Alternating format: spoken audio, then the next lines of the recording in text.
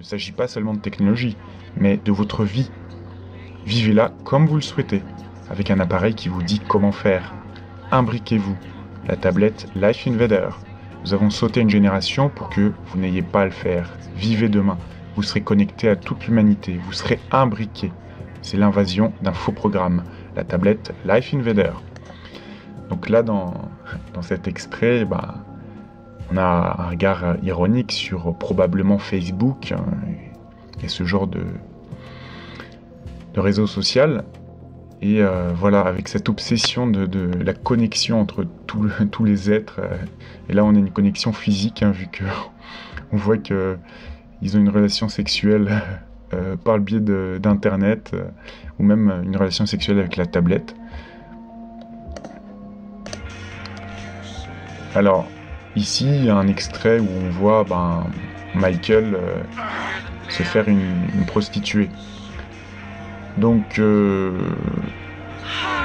voilà, dans le jeu, on est plutôt je dirais, à l'ancienne, c'est-à-dire un peu Vice City, quoi.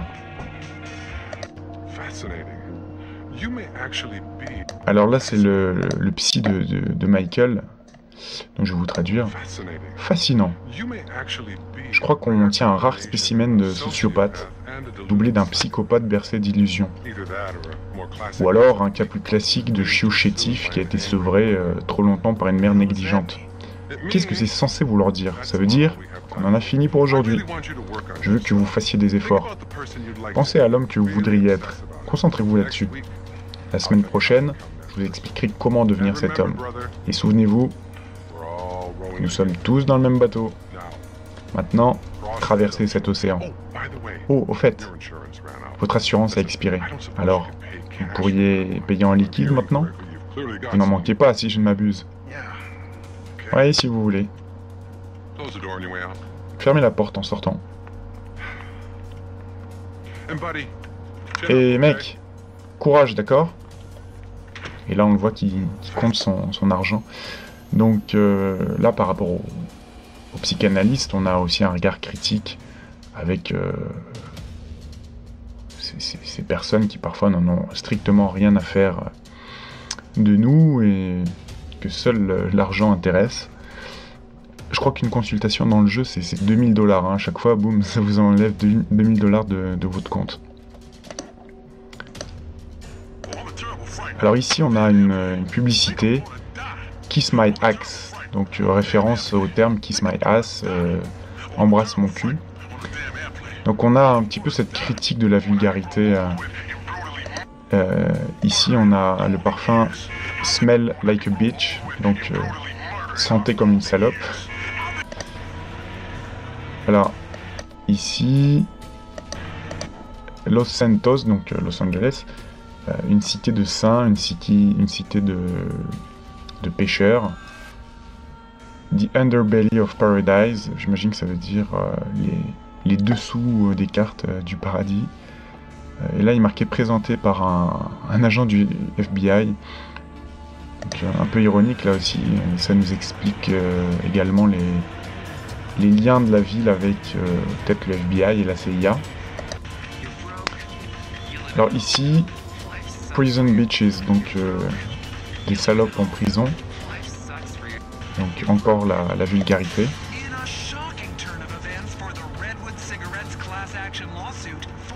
Alors ici, c'est une news à la radio qui nous dit dans un choquant événement, la marque de cigarettes Redwood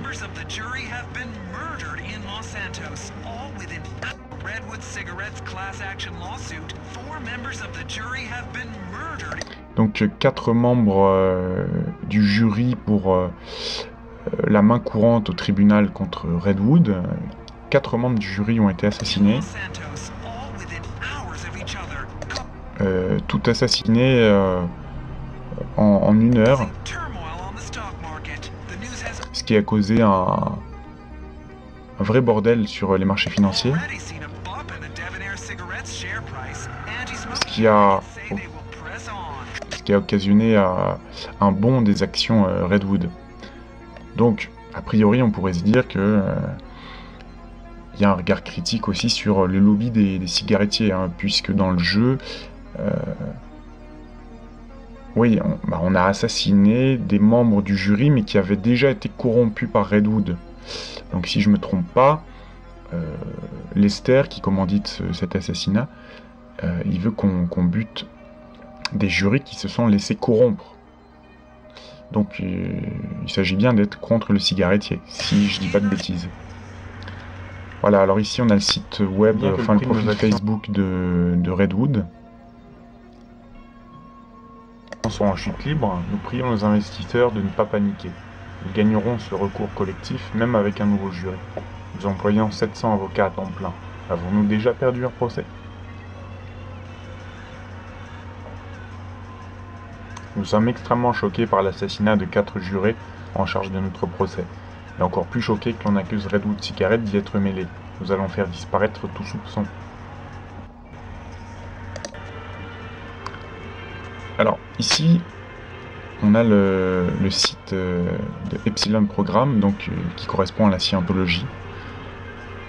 Donc, voulez-vous être heureux et libre de toute pensée ou continuer à mourir dans l'ignorance sans connaître votre véritable moi? Alors là, il y a des réponses à des questions. Il faut remplir une espèce de quiz. De la même manière que le fait la scientologie, hein, dans la rue, par exemple, à Paris.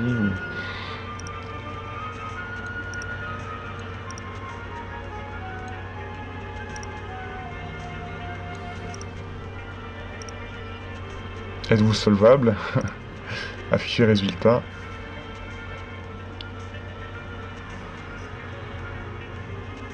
Votre niveau d'illumination est de 24%, ce qui se situe dans la tranche hautement indésirable, blablabla. Blablabla.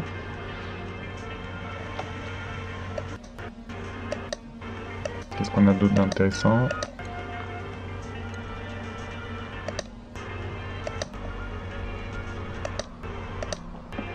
Tout un tas de bêtises.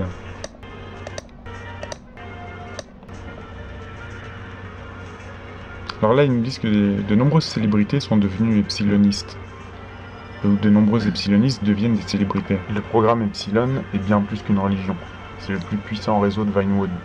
Nous avons aidé d'innombrables acteurs et chanteurs à propulser leur carrière en déclin vers de nouveaux sommets.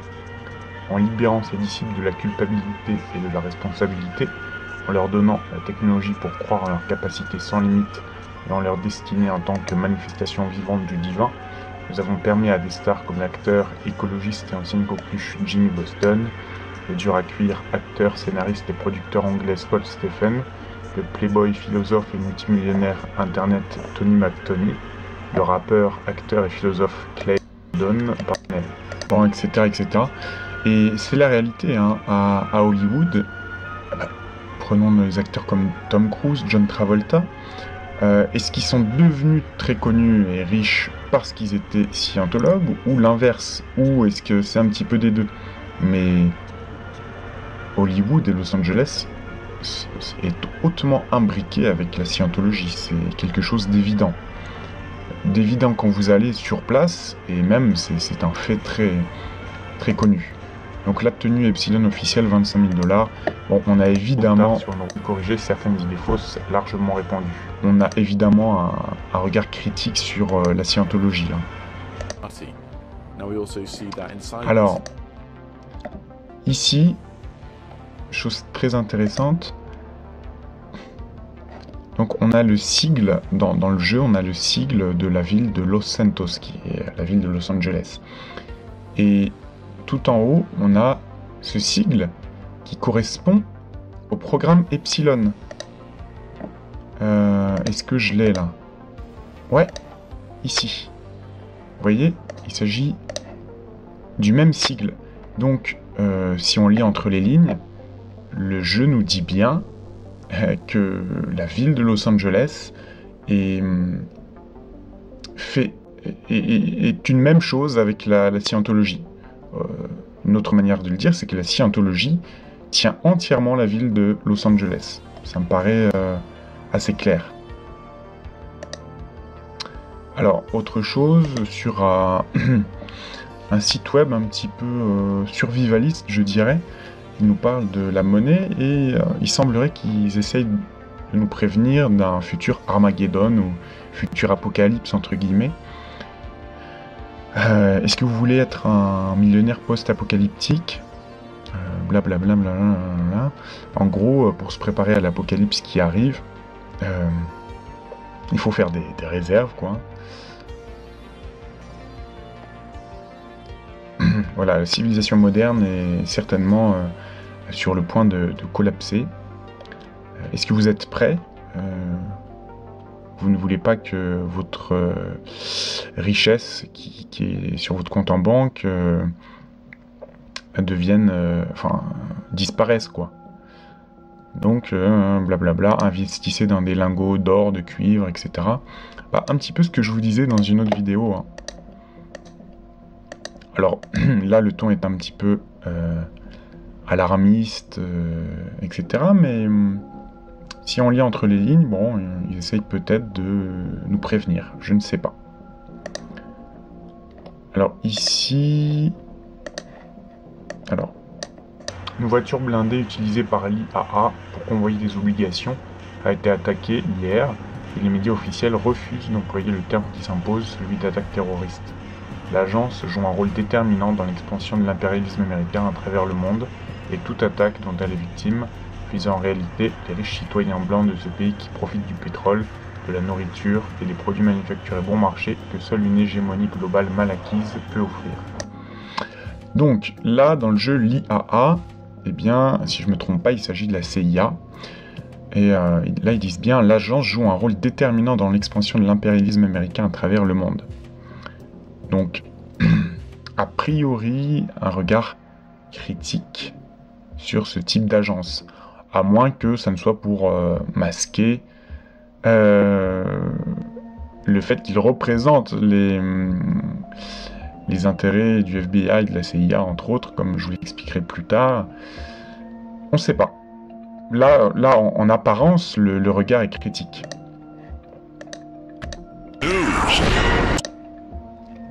Weasel News. No city in America has felt the painful effects of the war on terror like Liberty City. I'm scared to go out in the street. I'm scared to go on the subway. You never know where they're gonna strike next. Sometimes I even get scared on the toilet. Weasel News always has those sounds that scare the shit out of me. Ah, there's one again. Ah, don't do that. Government intelligence sources who happen to own stock in defense contracting companies believe that 9 in 10 terrorists find Liberty City the most desirable target in the country. Watch out, people. Outside a methadone clinic in Port Tudor, Mike Whiteley, Weasel News. Alors, dans ce passage, on a une parodie un petit peu de... vous savez, de